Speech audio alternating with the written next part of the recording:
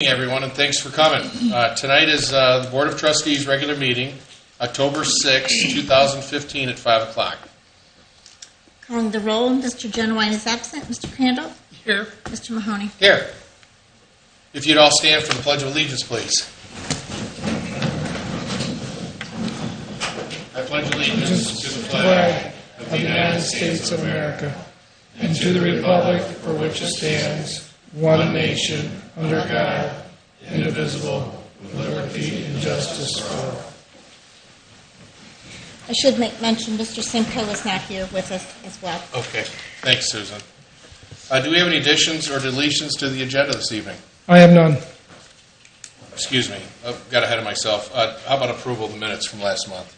I'll move for approval. Second? Calling the roll, Mr. Crandall? Yes. Mr. Mahoney? Yes. And nothing on the additions or deletions. How about hearing of the public, John? For agenda items only?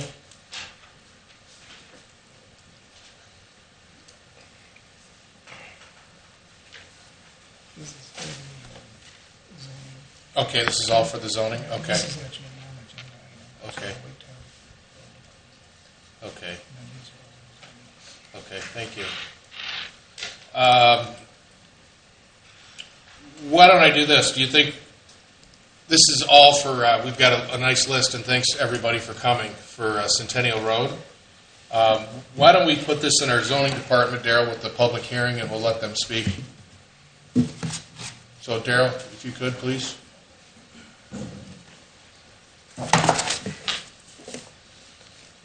My first item for tonight is a zone change request for the property at 5578 Centennial Road. The zone change request is from A3 to C1. This is the property that's the former Democratic Club on Centennial Road between Little Road and Mayberry. It's a 4.5 acre subject property, split zone. The front half is zone C2, general commercial. The rear half is currently zoned A3 agricultural. All the properties from Mayberry down to Little are zoned the same way on that side of the road, the same demarcation point all the way down. The applicant wishes to construct a self-serve storage facility on the property. The C2 designation portion of the property permits this type of use, but the A3 portion does not. The applicant's requesting the zone change to C1 neighborhood commercial for the rear part of the property. Originally, the applicant requested C2 for the rear to match the C2 in the front, but the request was revised at the recommendation of the Lucas County Plan Commission staff. Sylvania Township Zoning Department recommends approval of the requested zone change for several reasons. Sylvania Township Land Use Plan recommends neighborhood mixed use for this area of the township. Neighborhood mixed use includes small retail and personal services, such as small office buildings or residential, including duplexes and multifamily. The C1 zoning is less intense than the C2, permits a less range of uses than the C2, and would limit the amount of building size on the C1 portion of the property to 10,000 square feet. And lastly, a commercial designation is more fitting for this area of the township, 2015 than the agricultural designation is. Lucas County Plan Commission and the Sylvania Township Zoning Commission both unanimously recommended approval of the C1 zone change request. And lastly, I'd like to add, if the zone change is approved, the proposed storage facility would have to go through project plan review and would be required the required landscape strips and 8-foot fencing and screening and all that. Okay. Thanks, Daryl. I guess the applicant is here as well. Okay. I'd like to open up the public hearing for the zone change request from A3 agricultural to C1 neighborhood commercial for the property located at 5578 Centennial Road. I guess if I could maybe just go right down the list from top to bottom here, and we'll start from there. Okay? Excuse me, Mr. Mahoney. Do you have any questions for the applicant?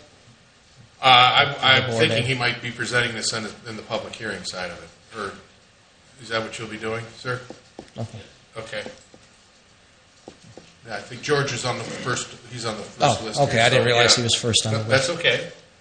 George Orovitz, if you could please come to the dais or the podium and give me your name and address, please. And this is for the record, so if you do speak today, it's the reason is it's not because we don't trust you. It's we just like to have it on file. So this is all being taped today. George Orovitz, consulting engineer representing the Hoban family, who are the owners of the property.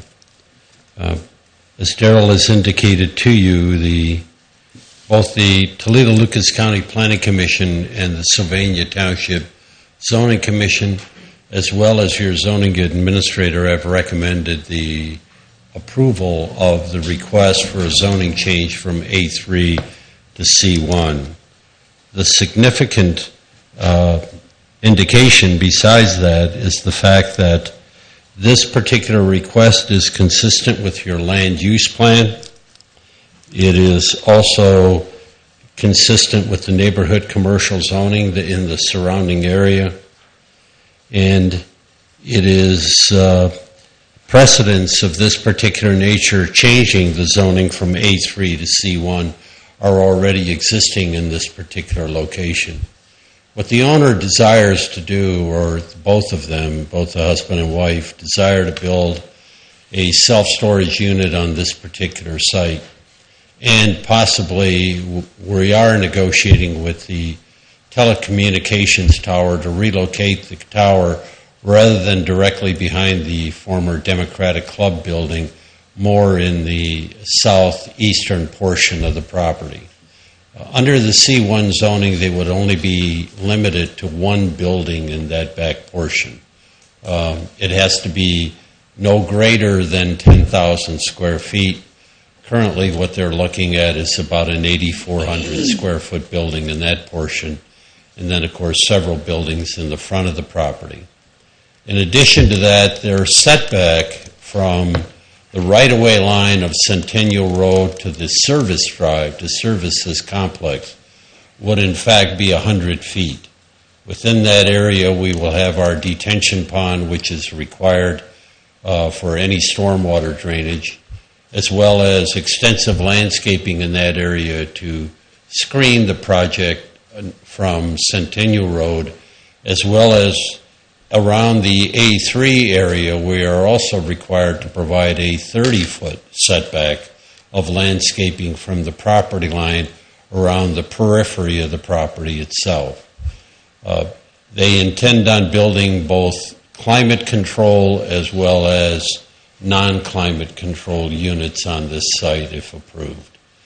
The front portion, as Darrell indicated to you, being Zone C2, they could begin construction on storage units in that location today by just going through the site plan review process and the project review process.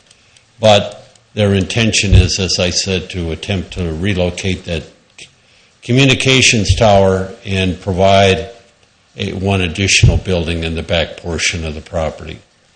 I feel with the extensive landscaping requirements around the periphery of this property and the properly fenced procedure that is required, especially with a self-storage unit, my recommendation to the owners was to use a vinyl fence as opposed to a chain link fence with slats. It would complement the landscaping as well as be more consistent with some of the uses that are to the north and the south of this project. To the south is a single-family home, and to the north is a senior care center. Those particular items, in effect, would all be an asset to the area, I believe, and not a detriment to the area. Consequently, we ask for your support in this matter, just as the Zoning Commission and the Toledo-Lucas County Planning Commission have granted. Any questions? Is there Darrell, do we have a layout up on the screen, kind of showing what they're thinking of doing? Should be Scott, can you slow down on that?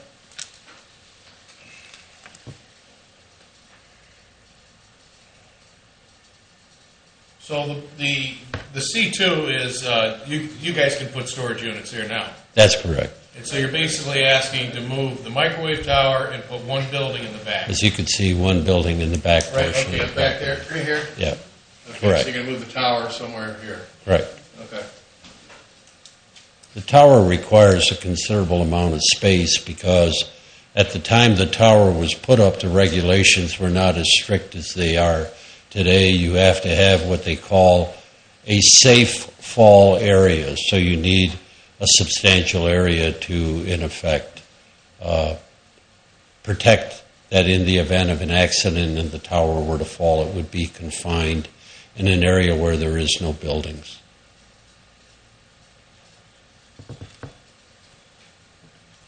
George, this looks a little different from the site plan we got in front of us. What am I missing here?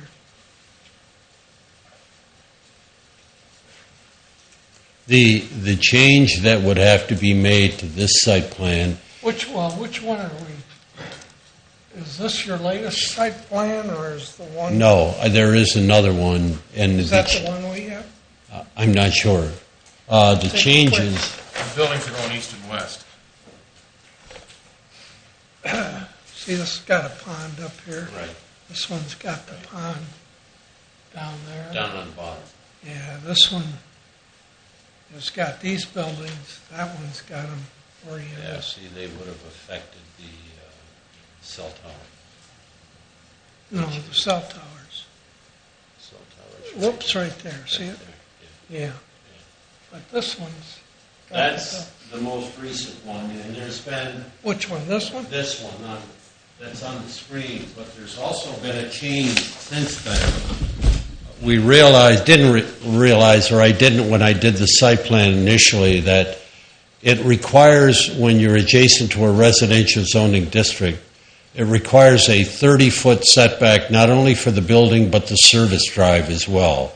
So that basically pulls that building in the C1 district 20 feet to the south, and it takes 20 feet off the end of the building, meaning the west side of the building, to maintain 30 feet for the driveway that goes around that portion of the building.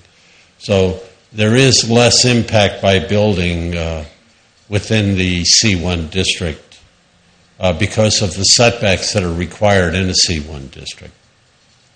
George, are you going to keep the woods behind the back of the buildings? Yes. And you're thinking of an 8-foot fence perimeter? 8-foot vinyl fence around the perimeter of the property itself. And then from the fence line to the property line, in the C2 district, we're required to have 10 feet of landscaping.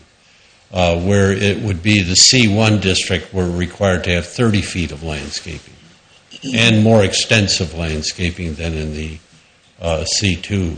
The front 100 feet, there would be landscaping around the pond, and there would also be landscaping on the open space on the northern portion.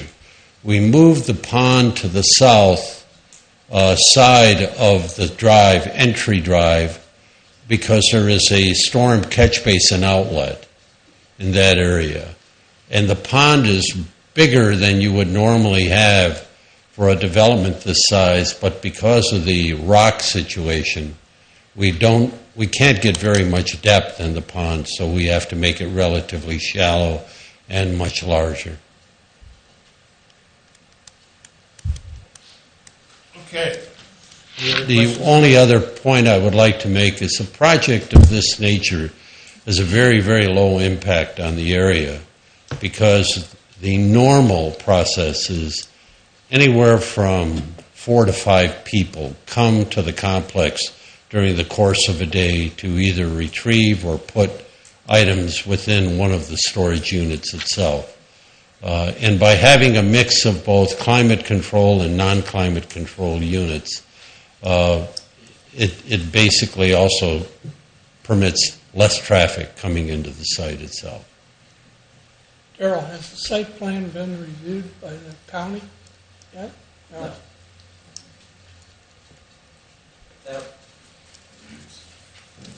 That'll happen during the project plan review process. process. All the entities will review the... And is there still an office, George? I can't see it. No, the office will Looks like be... it's been dropped. Yeah, the office is taken out because the real estate company that will be managing this project has an office in Mayberry Corners, and they will operate the rental facility from that location. There will be a security gate to be able to get into the unit, along with a computerized panel that records who goes in and who goes out of each particular unit and what time they arrive. The normal process is the gates are permanently locked at 9 o'clock in the evening. So there is no access to the complex after 9 o'clock in the evening, and I think they release at about 7 o'clock in the morning. What is this? That's the cell tower. Oh, okay, so it could stay on this revised plan? On this revised plan, it would stay. Okay. So you're winding up, I think, with less square footage than you had on the original plan. That's correct. Looks like it. That's correct. By looks.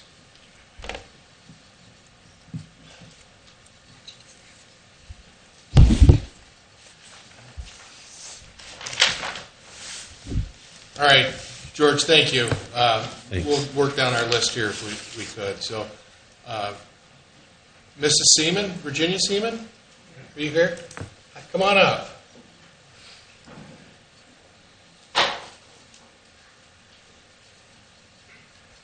Thanks for coming.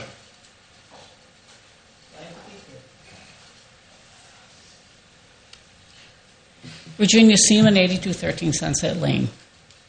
The only comment I have to make is I don't like the idea of storage units next to a rest home.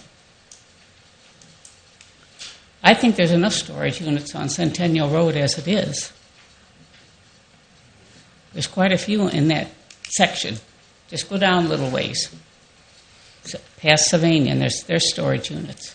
I don't see the need for them where we are.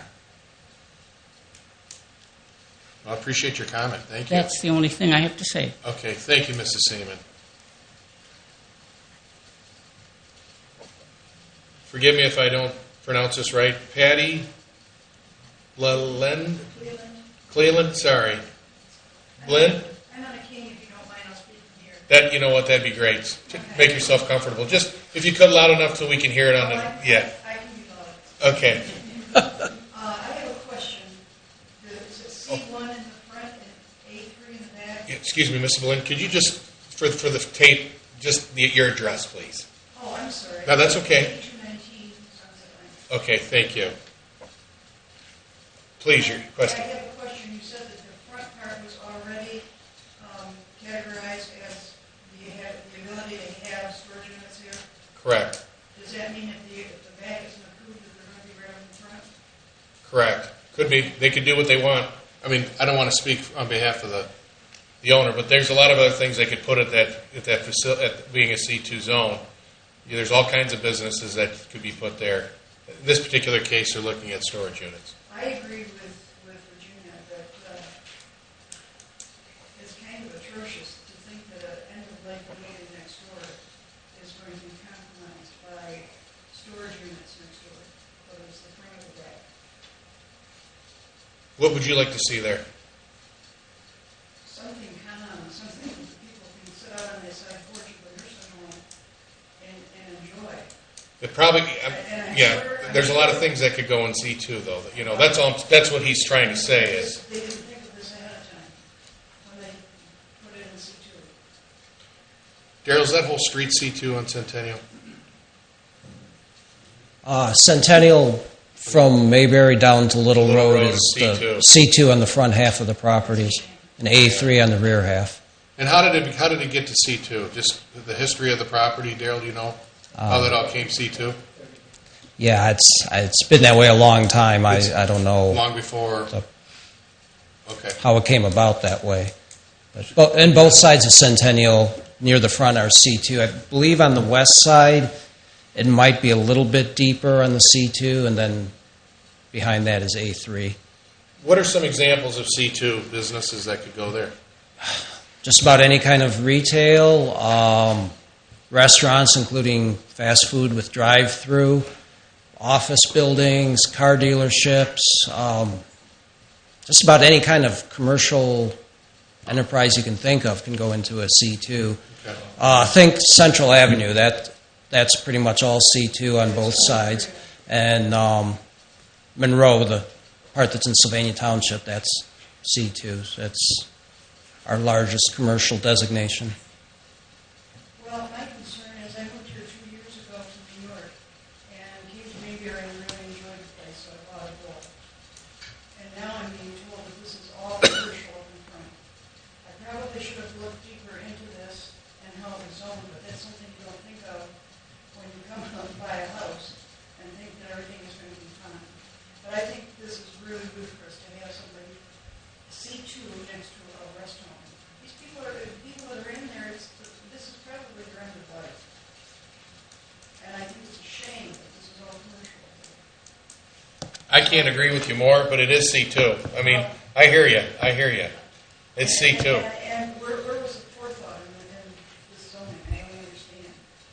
If someone built residential in that area, and then they had, of course, this was probably zoned before maybe it was formed, I don't know. I only wish that I had looked into it further to see about zoning. I think it was something I had to check into. I live off a little street called Nantucket over there off Sylvania Avenue.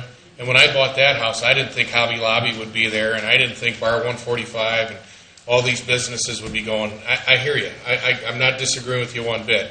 And I probably should have done more homework for me where I live in my neighborhood, but I didn't.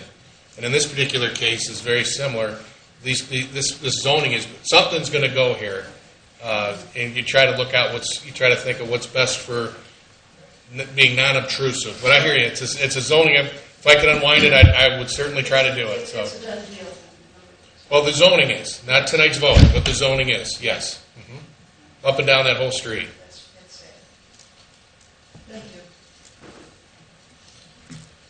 you. Next on the list is Tom Piggott. Tom, are you here for this? Going after this. Okay. Thank you. Again, I hope I spelled this right. Rebecca House. Hi, Rebecca. Hi, I'm Rebecca House. I'm of Shoemaker, Lipton Kendrick of 1000 Jackson Street, and I'm here on behalf of my clients, Jeff and Marianne Newman, who are adjacent landowners directly to the east of the portion of the property that directly abuts the proposed C1 parcel. So while the change of the subject parcel from A3 to C1 may very well be a foregone conclusion given the various approvals that this project has undergone, I'm here to advocate that the board consider the privacy interests of my clients in its approval of the zoning change in two discrete ways. First, in the type of the privacy safeguards that are afforded to adjacent landowners, and second, in the timing and the implementation of these specific safeguards.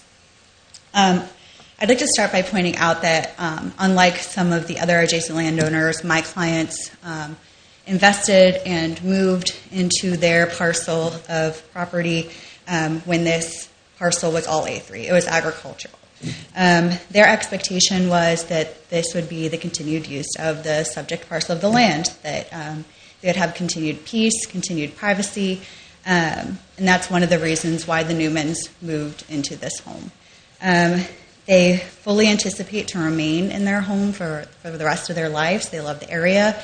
But they are simply requesting at this juncture that the expectation of their privacy as well as the investment in their home is protected during the construction and development of this project. So as you know, C1 requires that any new build is accompanied with both fencing and landscaping to safeguard adjoining landowners.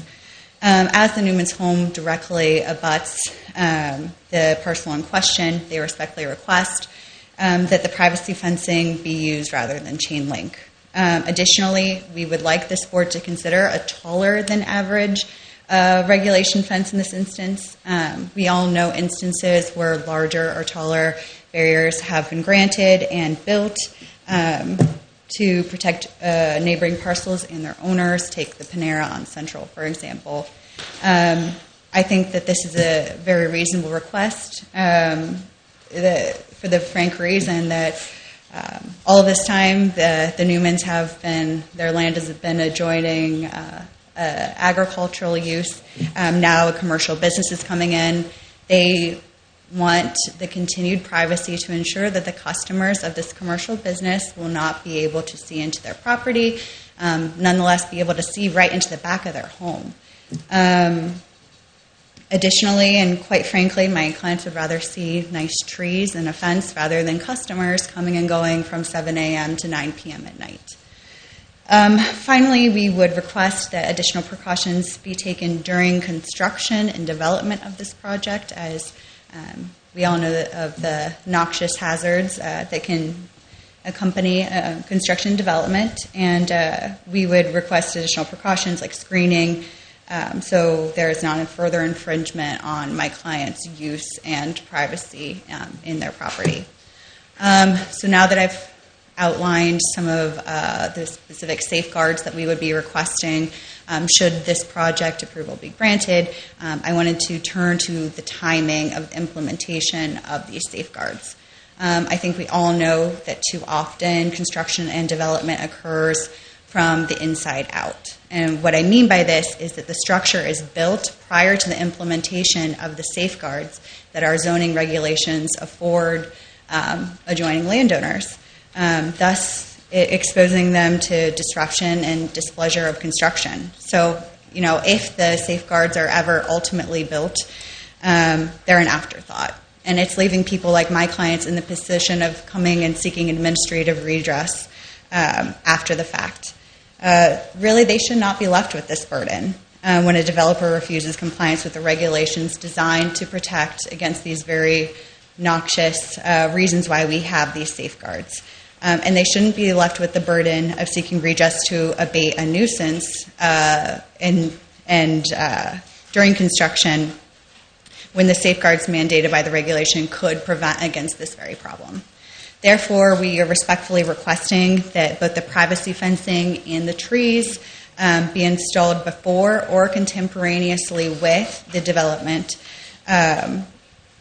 And we are hopeful that this will help to ameliorate some of the annoyance of the adjoining construction and ensure that the Newmans aren't back here in the very near future seeking redress for noncompliance. So at the end of the day, my clients understand that development happens, development occurs, the use of land changes.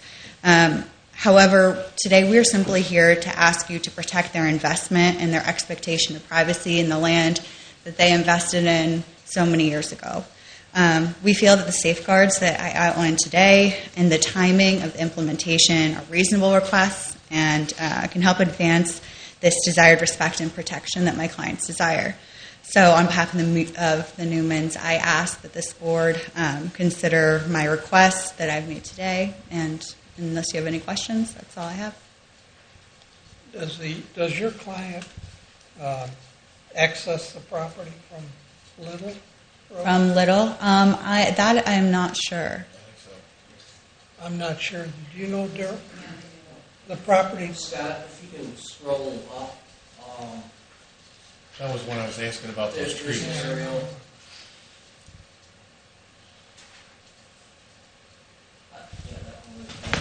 Yeah, looks like they do. This is your client here?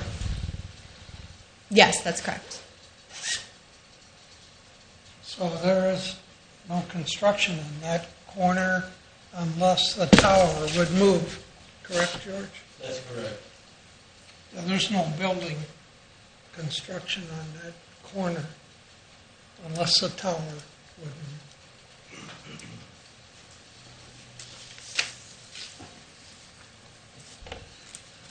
Okay, well, thank you. Thank you, Mrs. House. Appreciate it. Appreciate it. Clay Hepler.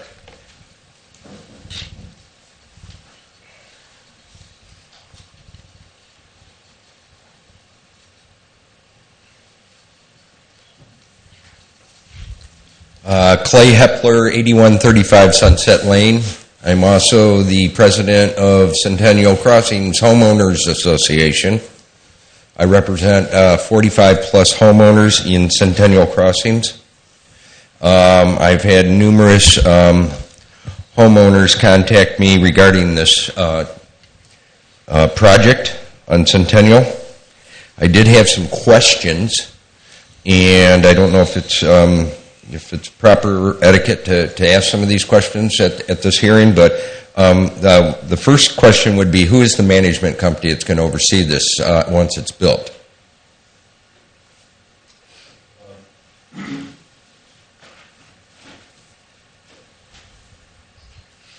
The name of the agent, real estate agent that will be managing it, her name is Marion Simon, and they have their office in Mayberry.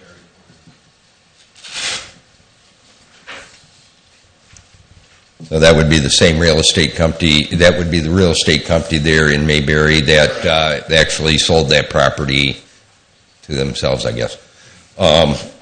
Okay. Other questions on the site is, and I can envision it right now, is where you want to change that in the back and put an 8,400 square foot building and leave, and from the picture that we had up there, it looks like they were trying to push that way to the north of that property. I think that this board ought to put down some restrictions on what is going to be done with the rest of that land, because I can see what's going to happen right now. I can see RVs, I can see motorhomes, I can see boats, I can see all the stuff that we see on the south end of Centennial Road by Central Avenue. It's just all of a sudden going to be one big area that's fenced in, collecting whatever anybody wants to put back there for $1. And I have to agree with the counselor over here as far as the board ought to look into putting in fencing and doing some of the landscaping so it isn't so intrusive to the neighborhoods and the senior center and everything else in our area prior to the construction aspect back there. I live on Sunset Lane, and actually my property backs up to the Newman's property.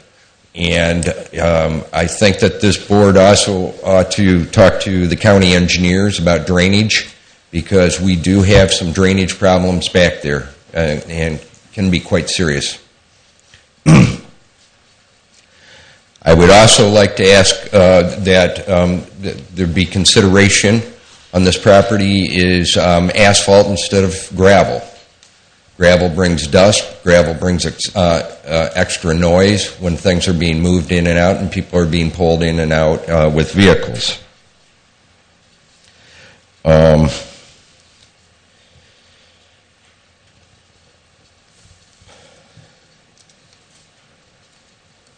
Once again, I wanted to just make a comment that I think that an explanation of the extra space in the area that wants to be rezoned is very upfront, because I think it's just it's an open box there, and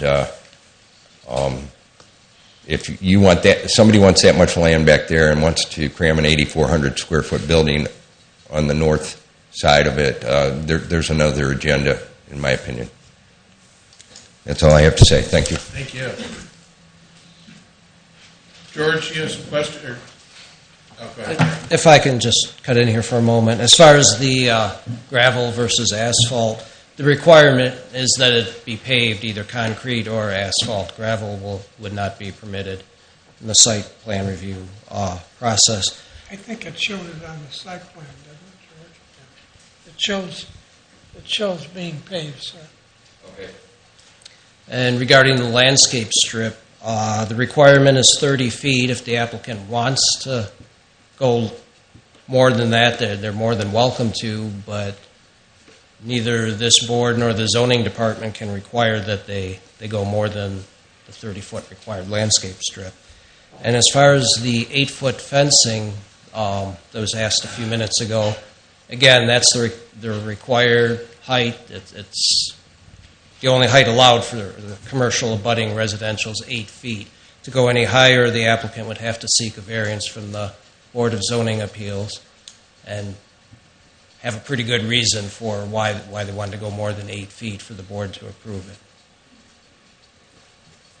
What about the storage that Mr. Heffler had a question on, about the storage for the vacant lot back there? Can they put boats and RVs back there? They could. The building limit is 10,000 square feet, but open storage obviously wouldn't be in a building. So yes, they could. They would still have to adhere to the 30-foot landscape buffer. They couldn't have the boats or trailers or anything like that within the 30 feet of the property line.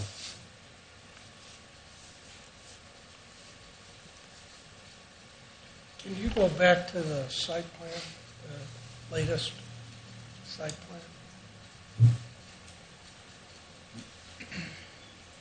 Yep, right there. That doesn't appear to me to be a 30-foot landscape buffer. It looks more like a 30-foot setback. Are we mixing terms, George? This actually isn't their final plan. The one that will be presented through project plan review. This was just sort of that a looks similar to this plan. preliminary plan just so that the boards can conceptualize what would be on the property. Now, this shows a 10-foot landscape Correct. buffer. It would have to be 30 feet back in the C1 district. And as I indicated earlier, the fence would be put at 30 feet in from the property line, and from the face of the fence to the property line is where we would landscape. So you would go to a 30-foot. That's correct. And we would have no objections to erecting the fence prior to starting construction on the site, especially in that particular area where the C1 is. That's not going to be an infringement. I would be reluctant to put the landscaping in right away in that location because until I get an irrigation system in there, it would be fruitless. The plants will wind up dying before I could get the construction completed and the irrigation system in place. So consequently, to put up a fence, to eliminate the intrusion, or at least a visual intrusion of construction on the other side of that area, we have no problem putting that fence up. But the landscaping would occur after I get the irrigation system in place. Because I believe the township requires, where you do have extensive landscaping of that area, requires an irrigation system. Along with the site plan review process, we have to submit a landscape plan as part of that overall approval. And if we don't conform to all of the conditions and all of the requirements that are put on us through the site plan review process, we can't get an occupancy permit. So we have to comply with those things to ensure the fact that they get an occupancy permit to be able to utilize the structures that they're going to be putting up.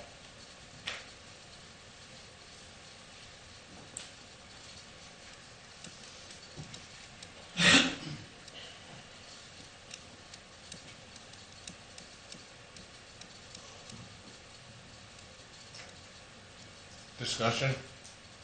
Are there any other? That was the list, yeah. So thank you for everybody for signing in. How about, yes, that's fine. Mimi, come on up.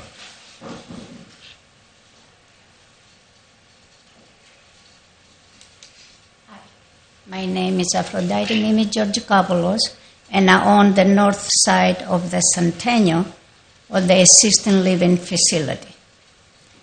And I would like to know from the board, and please, make sure we have a privacy, whatever you decide they do with that land they bought it. Like the gentleman say, they sold it to themselves to convenience them for the storage, self-storage units. And I do think by putting self-storage units that devaluate everybody's property around. I pay a great deal amount of money to buy that land. And I will be pleased, consider not to devaluate. I have no problem if they put condos or if a business like says in the front, that's fine with also, but self-storage units, it's trash. It's trash for everybody who pay big amount of money to buy property around that area. And there's so many around that area. It's one right about a mile and a half. Huge, big, and it's an industrial area where it belongs to. Yes, it is commercial in the front, but it's not industrial. And what they try to build, it belongs to industrial. They can go a little far down, buy a farm in industrial, and they can put it there. Just try to put it in the residential, expensive area.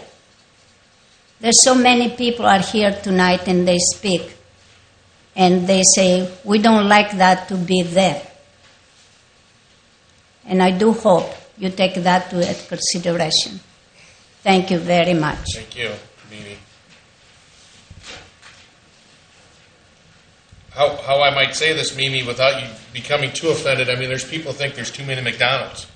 You know, I mean, there's people that think there's too many nursing homes. Like I said, don't take offense to that. But what I'm trying to say is I'm not saying this is the project that's going to get approved or not tonight, but you might have a McDonald's next to you there. I mean, there might be a Subway.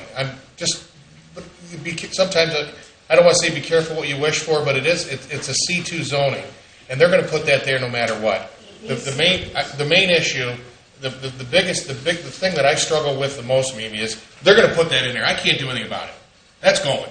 They've even got this thing built that they can do without that zoning. Okay, so I look at it as you as a neighbor. How do I put it in a way that's not going to offend anybody else? If I was able to get one more building back here, and maybe someday a different board of trustees comes on board, they might rezone this completely different than what this is. So there may be another business back here. So how do you try to set this up? This is going to happen, whether we're not voting on this. How do I try to make this best for the neighbors without a bunch of crud? You know, that's what I struggle with. And I think to myself, selfishly, there's 8,000 square feet here. Okay. We're not going to have a company that's going to come in and get this rezoned and have a big McDonald's or Arby's that's going to take this whole thing. Or this poor neighbor back here that's going to have office lights when they have an office building there. So I think what's the good use for this property here? And you and I have talked about this numerous times the last couple of days. That's what I struggle with. I struggle too, but like I say, if they do not approve that agriculture, these people, they will really think, even if they bother to put it there, with their antenna there, and they don't even have enough room to put it. That's not enough room. They actually do, Mimi. He's got. I mean, again, I don't want to tell you what I'm pretty sure he's got this design that if this zone change doesn't happen, who knows what could happen to this back property? Okay, they got this. They can do this tomorrow. They can start tomorrow. We can't do a thing about it. So I'm kind of thinking, okay, now how do I set this up to? That's why they didn't do it. Just asking for the whole agriculture property to be approved from. They're not asking for approval on that, though. That's already approved. They're doing it. I mean, I'm not saying they're going to do it, but they have every right to do it without anything. As much as I agree with you, selfishly, do I think that's a good spot for it? No, but he can do it. It's Zone Z2. He can do it. I can't do anything about that. So how do I protect the rest of the property, the balance of that property, and keeping some open space, keeping it somewhat, instead of a huge office space with parking and night lights, and your poor people can't sleep at night because we've got lights that are shining in there with an office building. I mean, there's just a lot of things that go through my head. This has been a real tough struggle for me to think about this back lot because the front property doesn't matter. Right. The front property, which I have C2, right? You have C2, yes, you do. So can I have the right to put a junkyard there? You can't because if it fits in the zoning. We talked about that earlier. Okay, Whatever C2 you could though. That fits in the zoning? Yes, it does.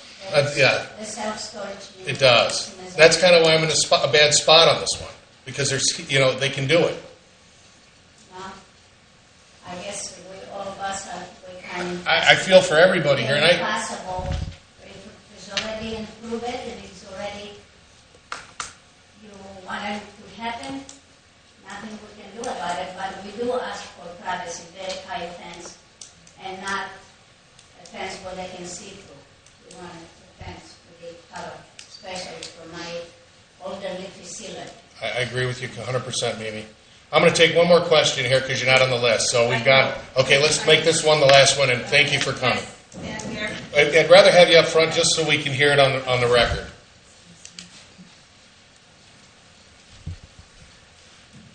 Hi, my name's Kathy Sklavos, 5871 Settlers Ridge Circle. I own the assisted living next door, and we have residents, somebody mentioned, end-of-life residents. Mm-hmm. And that's all we do. We have residents, we only have 5 residents, and that's our priority, is to keep them safe and peace and quiet, the animals that are back there, the agriculture that's back there. This is what keeps us going in this business, to see that they are happy. And I have to say, it's not quiet all the time, but that's okay. But it has to be private, because these residents that come in, that's it for them. Agreed. Okay? My concern is safety. You say it's going to be open from this time to 9 o'clock. Okay? I'm always skeptic about that. Comings and goings. Again, somebody said about the noise, people coming and going with the noise. My residents need the peace and quiet that's back there. Okay? And like I said, the agricultural is very important. We get the animals. We get the deer. We get all these animals that come back there. If this changes that, I'm going to have to either move or close up shop. And that's going to be unfortunate for my residents. Well, Kathy, first of all, thank you. You're a saint. I appreciate you taking care of the elderly, first of all. Secondly, as is important, whether this project happens or not, we're going to be conscientious of you as our neighbor. Thank you for paying taxes in the township, and thank you for contributing. Yeah. This isn't like I don't care, we don't care. This is not a laissez-faire attitude. We care. So we're going to make sure, through planned review, whether it's this or another project with Daryl's going to be all over this, making sure this thing's built right. Okay. And make sure that we're not going to upset any neighbors, whether it's this project or any other project in the future. Okay. But thank you for doing what you do. Well, thank you very much for listening. Thank you. Do you have any discussion on this, John? No, I just have one comment for Daryl. Daryl, we're looking at... Sorry. You know what? I got it. We're going to close the public hearing at 5:54. Daryl, I'd like to be sure that this is a zoning matter tonight. The discussion on the fence installed, I appreciate your offer, George, of installing the fence first and using something, not just a chain link fence, and the 30-foot landscaping zone. I'd like to be sure you follow up with the site plan and get that information in there, because we're not looking at that tonight. That's the next step. Right. Yeah, that's one of the requirements. I'd like to be assured that as a township we follow up on that, those 2 items.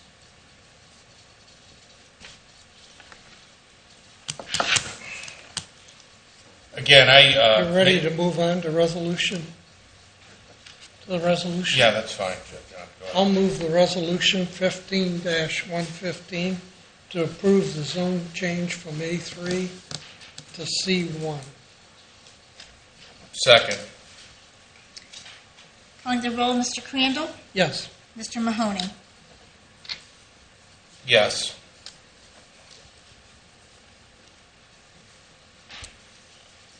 Okay, so I know the crowd would love for you guys to stick around for the rest of the meeting if you'd like, or this would be a good chance for you to go if you'd like. We're going to be moving forward with some other...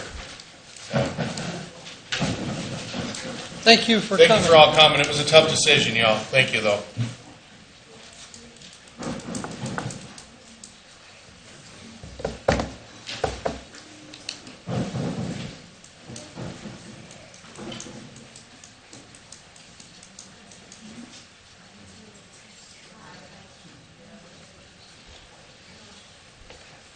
See you guys. Tell your mom and dads I said hello.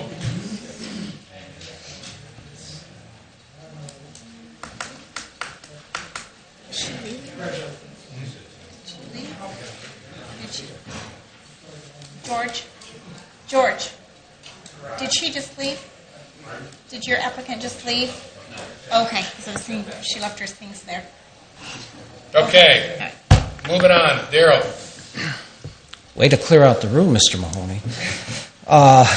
The next item I have is Resolution 15-122, authorization to file legal action.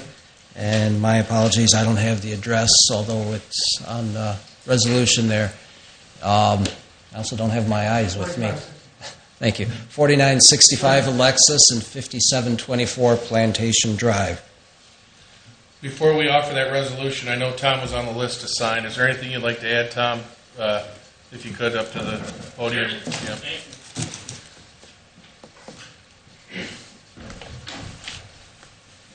Tom Piggott, 5664 Plantation Drive. 2 quick items. One, I encourage the board, relative to the lawsuit, to include a claim for the $500 per day fine that that is allowed under the zoning regulations, and was, I believe, in the notice provided by the zoning manager in his notice to the landowner and the tenant. Second of all, on the record, I want to thank the trustees for looking into this and for their very swift action once you became aware of the situation. Thank you very much. Wow, thank you for your comments. Hey, Brian, write that down, would you? Pitch this one, pitch that. Mike, you get him. All right, thanks.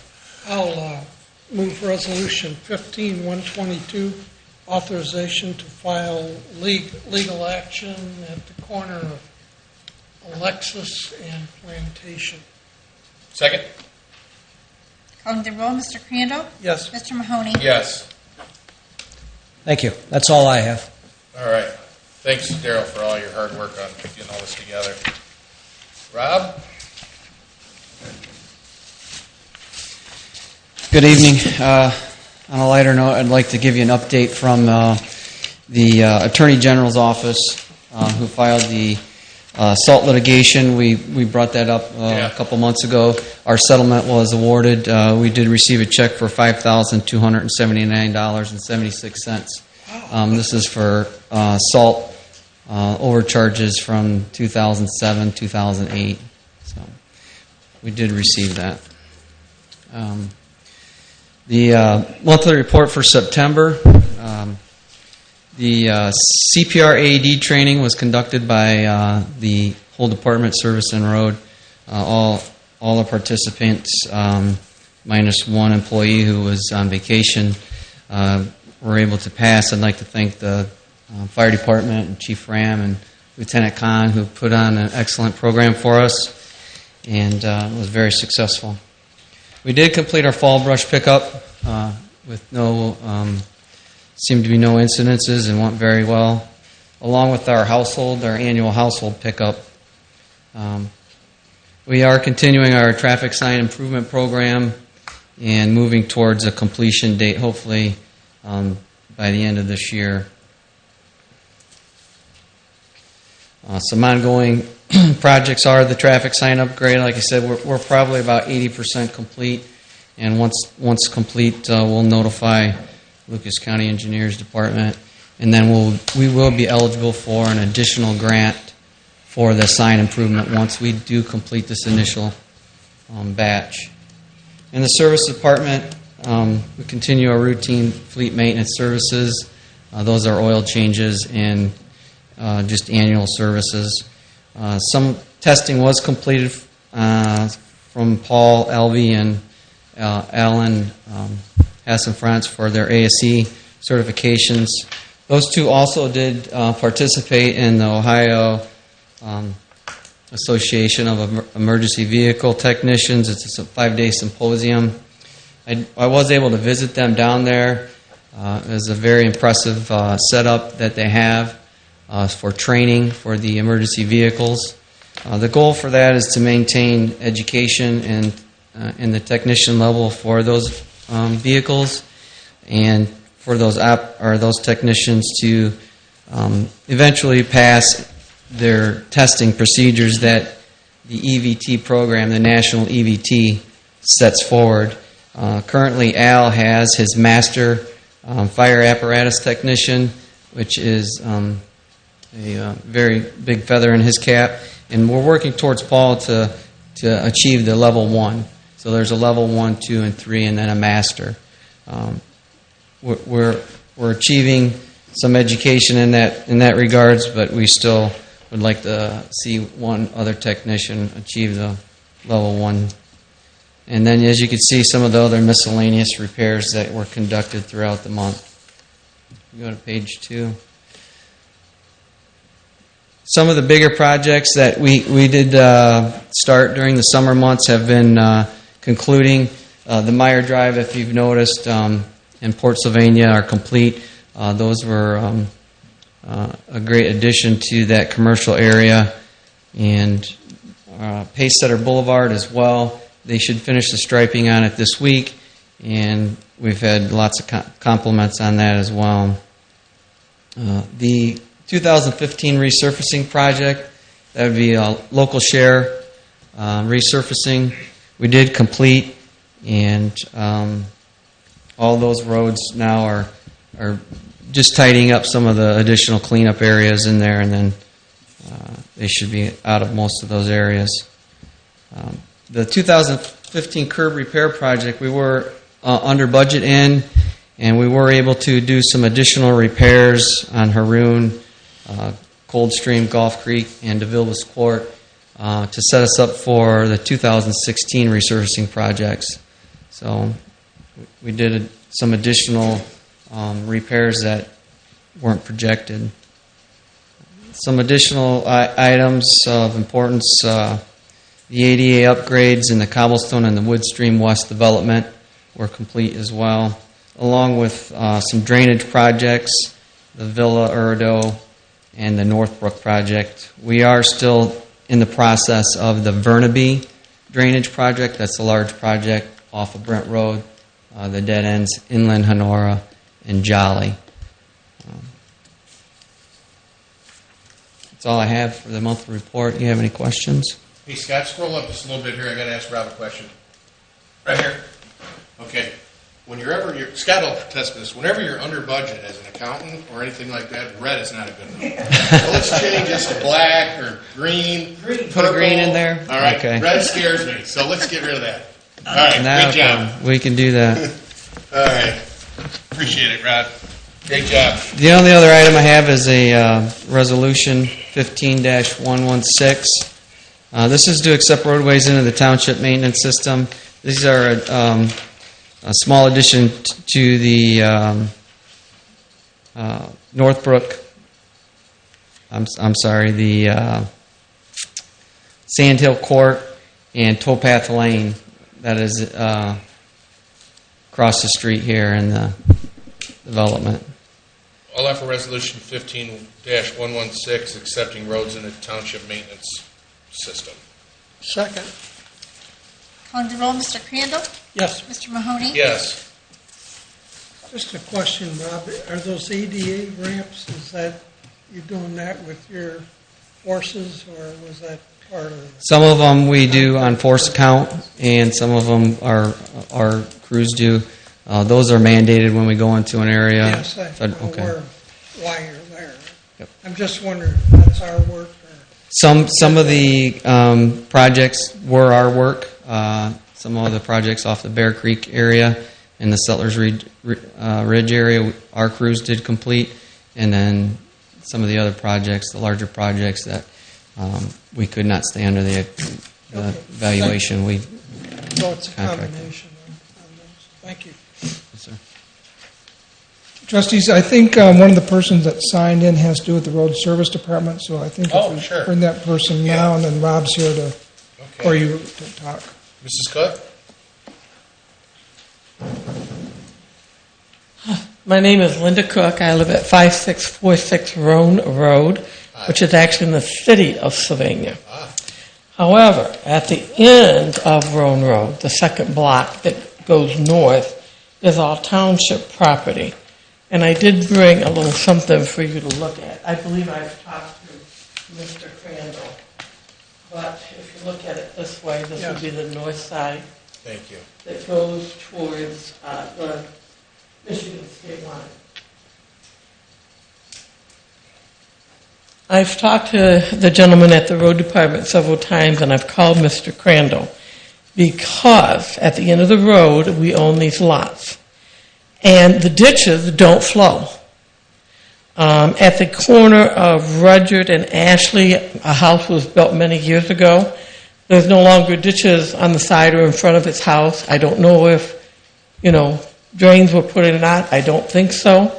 Someone dug a ditch behind his house through our property to go over to the other ditch on Roan. With all the rain we had this last year, but every year we have water. If you go down there, the water in the area that I call my pond lots, between Roan and Rudyard, just expands and expands and expands. If you look in the ditches on Roan, Rudyard, Mead, along Ashley, water's there, but it just sits there. It does not flow. You cross over to, because they are, downgraded enough to make the water flow in the direction that it needs to go. Water this summer sat 2, 3, 4 foot deep in different parts of these ditches. You go over to Durbin Road, because they go through our property over onto Durbin, there's absolutely no water in the ditches at all. Now, I called the road department, they sent somebody out and said, nothing plugging the ditches, just the way it is. When I called back and complained, he said he went and looked himself, and one of the neighbors has been throwing all their grass clippings in that ditch, so the water doesn't flow. But to begin with, it doesn't flow through those ditches anyways because they're not downgraded properly. When I've called, I've been told, well, we got to get permission from the property owner to go on his property to clean the ditch that he's plugged. It's not fair to any of the property owners in that area. All of them have septic tanks and leach fields. And when that water is that backed up, those things do not work. In addition, you have more mosquitoes, more everything. I have a friend right now that's in our Model A club that is in the hospital with West Nile virus. And if you go to see him in the hospital, you do not recognize him. He was released, sent home, and his wife said he acted like he'd had a stroke. He still had trouble with memory, trying to say words, whatever. He was home about a week and a half, and he's back in the hospital, and will probably die from that. And yet we're letting these ditches back up and letting that water sit in those ditches, lay in what we call the pond area or the swamp, depending on your viewpoint. And many, many people could get sick from this. Now it's October. I was told, well, we'll get in there, but it's too wet yet. I was told, well, we got to get to the property owner and get permission. You want me to block the ditch so the water doesn't come to my property and force it up the road more?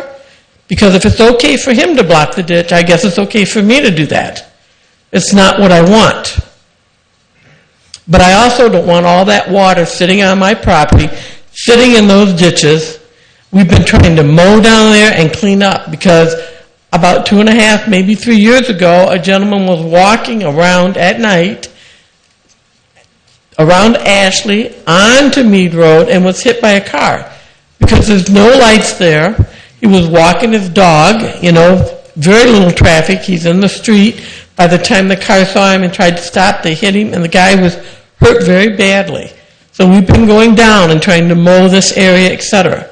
The other thing is, when the township does come and clean the ditch, they clean it and they lump it on the opposite side from the road, and they just leave it lumped there, where you can't mow because it's like this, wherever they drop the dirt.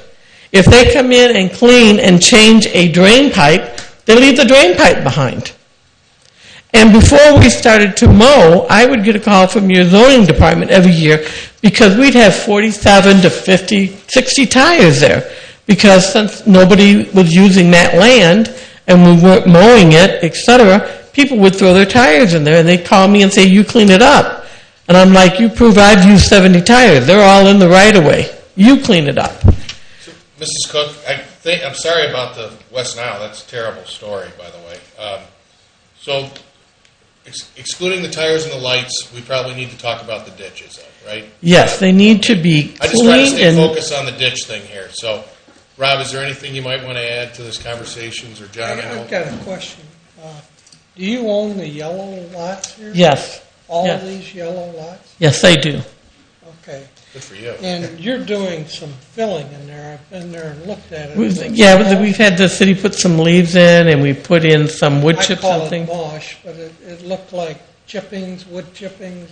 And dirt. We've all where Permetic is building, where Churchill's were, they brought all of that dirt over because in that area, as you went back in farther, you know, it was wet too, and so it attracted the mosquitoes and the what have you. And even the trees, you know, the neighbors are calling because the trees are falling over because there's nothing to hold them in the ground. What's your purpose in filling the lots? Well, Intend to sell them? well, number one, the purpose in filling it is to not have the water lay there, and number two is hopefully eventually they will be saleable lots so that people can build homes there. You also filled a lot down by Alexis, behind the apartment building? Yes, that's Zone C3. That dirt came from the veterinary hospital that was there and also from ProMedica. In here a few meetings ago, you really put a lot of water on him, unfortunately. Actually, he may have come and complained about water, but I actually have gone over when it has rained and rained hard, and there's been no water that has gone to anybody else's property. And I've got pictures that I can show you. We put a lot of dirt in there to level it because it went out about 30 or 40 feet, and then it dropped like 4 foot. I've seen that complaint, but I'm hoping that you're not filling these lots. No, we're just trying to make them normal with everybody else. With little respect Yes. for the adjoining. Well, and we had the bulldozer guy that came to make sure that the property was level, because if it's level, that water will sink down. Many times I asked the person to the north of the property, are you having any trouble? He said, it's all sand. We're not having any trouble at all with the water. Okay, now we had them come ask us about it, and we said, if you're having any problem with it, you let us know. And like I said, I even went and took a picture of where the properties, all three came together at the back corner, just when we had a good solid rain, just to make sure that no water was going onto their property, because it was not our intent to cause them any harm or damage. Well, hey, Rob. Thank you, Mrs. Cook. I got the picture here. Rob, is there anything that you might want to add? So we'll get back to. Certainly. I have spoke with Mrs. Cook several times. I did go out on her request, review the ditches. That area there is a open ditch area in some of those areas, and they're designed to hold water. So they're not designed for water to necessarily continuously flow through them until it comes in. We do prioritize our ditch cleaning based off of the need. We have, over the last 10 years, we do annual maintenance, and I think she would agree that we've been in there and how we do our maintenance, so I kind of disagree how we throw it over the board. We load it up in trucks when we do our dip ditching. We load it up in trucks, we drive away, and we dump it at a dump site. Part of the reasoning for some of the overflow of the ditches is the saturation of the water. We had an annual rainfall in some months, and the depositing of and the backfilling of the property. That property has always been a wetland area and has been saturated in the past. We have come in, she allowed us to come in and on our request and dig and re-clean a a ditch that goes through that property that runs across Rudyard into Meade and through out to Durban. I did review the property, the ditches behind the property off of Durban. The property owners there allowed me to go back there. There was one property owner who was dumping some grass over her or his fence, and I asked them to dig it out. It wasn't actually in the ditch. It was on the ditch bank. We did take a laser out to the culverts, which are the piping through the different roads, and the flow lines, are generally within what we'd consider normal. There's 2 to 3 inches, up to 4 inches of sediment in some of the pipe, but some of those, the main culverts are 24, 36-inch pipe. The smaller culverts along Ashley around there, they have been cleaned in the last 5 years. So that is consistent with how we do our ditch cleaning program. Well, Rob, thank you for your keep the maintenance, keep an eye on for Mrs. Cook, and keep doing what you guys are doing. We appreciate the. All right, and we will continue to keep an eye on it at this time. So. Okay. Briefly, please. He says those ditches are designed to hold water. Well, if they are, then they wouldn't flow into other ditches that are designed to take water away. And I don't think where you have population, you want ditches that are designed to hold water and to hold water in that large area where we can now have mosquitoes and maybe get West Nile viruses, etc. Those ditches, if they run from one ditch to another, should be made so that they flow and not just sit there and hold water. Thank you very much. Appreciate your comments. All right. Fire Department? Chief? I thought of you. Good evening. I promise I don't have anything read for you tonight. I have 2 resolutions. The first resolution I have is Resolution 15-117. It is to certify our 2015 active hiring list. You have that list in front of you. We have a total of 30 candidates that have made it through the process of the written test and the physical agility test, and we are actually going to be starting our interviews tomorrow morning for this, tomorrow afternoon. I'll offer Resolution 15-117 to certify the hiring list. Second. Calling the roll, Mr. Crandall? Yes. Mr. Mahoney? Yes. Second item. Yeah, good job with this. All you guys. Well, and Susan Susan. also. I know this has taken a lot of time. Thank you. Second resolution is Resolution 15-120. As you know, we have 2 of our engines, one a 1994 Sufton engine, 68,000 miles on it, and a 2003 Pierce engine, 75,000 miles on it, that have quickly reaching their service life. A part of that was due to our issues that we've been having at the KME, and I'm asking for you to pass a resolution to authorize me to purchase a fire truck to replace one of those units.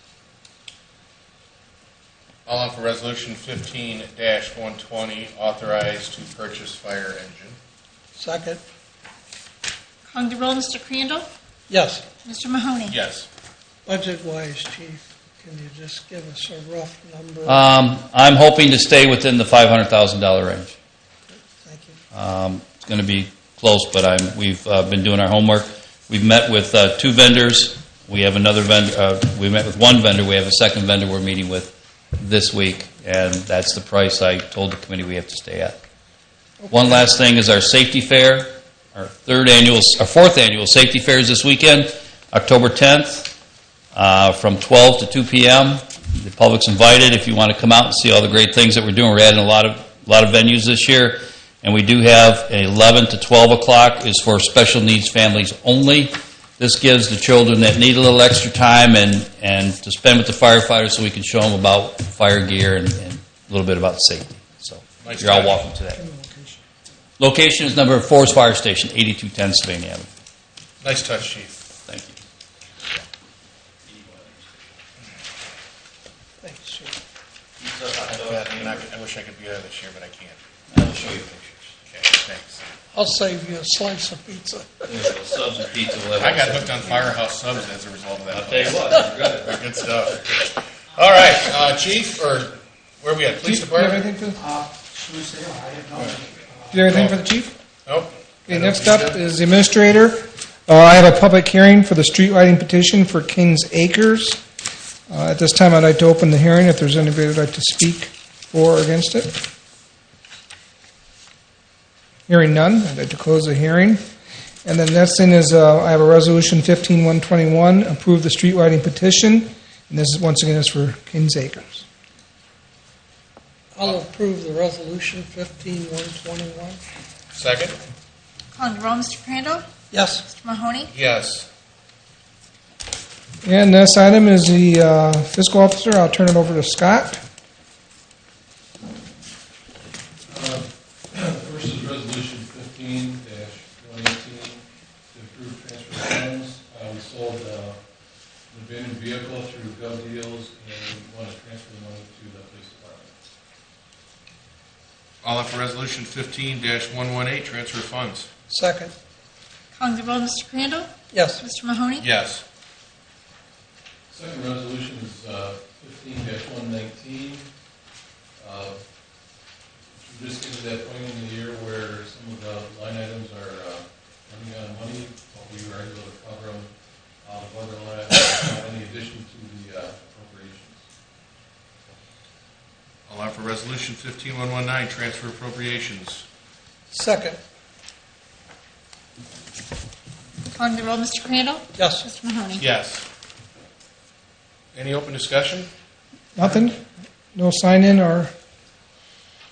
Okay. I have nothing. And nothing on the hearing of the public. So I'd like to offer a motion to adjourn at 6:24. Second.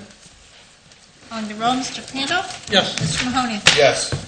Thank you. Thank you. Thanks, Mrs. Cook.